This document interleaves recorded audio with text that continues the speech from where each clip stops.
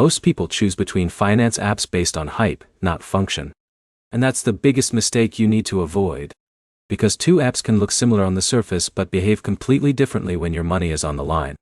Today, we are breaking down Albert versus Current in 2026.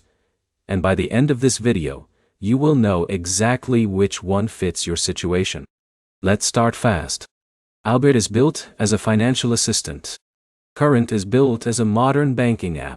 That difference alone changes everything. Now here's the simple breakdown. Albert focuses on automation.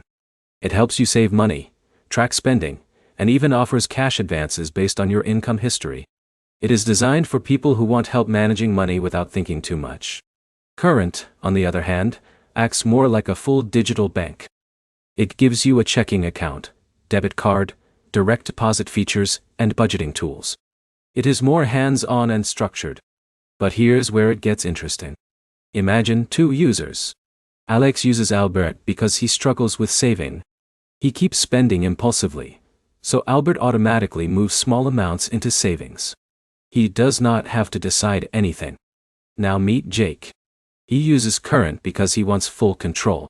He gets paid early through direct deposit, tracks spending in real time, and manages his money like a traditional bank, just faster. But here's the problem most people miss. They compare features instead of behavior. If you are someone who needs structure, reminders, and automation, Albert works like a financial assistant in your pocket. It reduces thinking and builds habits for you. But if you already manage money well and just want a faster, modern banking system, Current gives you more control and banking functionality. Now let's talk about cash access and flexibility. Albert is useful when you need quick financial help like small advances, but it is not designed to replace a full banking system.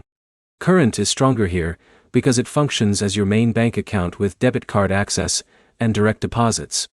Now here's the key decision point. If your biggest problem is saving money or controlling spending, Albert is usually the better fit. If your biggest goal is modern banking convenience and daily money management, Current is the stronger option. And here's a simple way to decide instantly. If you often say, "I don't know where my money went," you probably need Albert.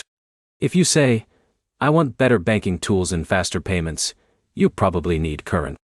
To wrap it up, Albert is a financial helper focused on automation. Current is a digital banking system focused on control and speed. Neither is universally better. The right choice depends on how you handle money today. If this made things clearer, hit like, drop a comment with which app you use, and subscribe for more simple breakdowns like this.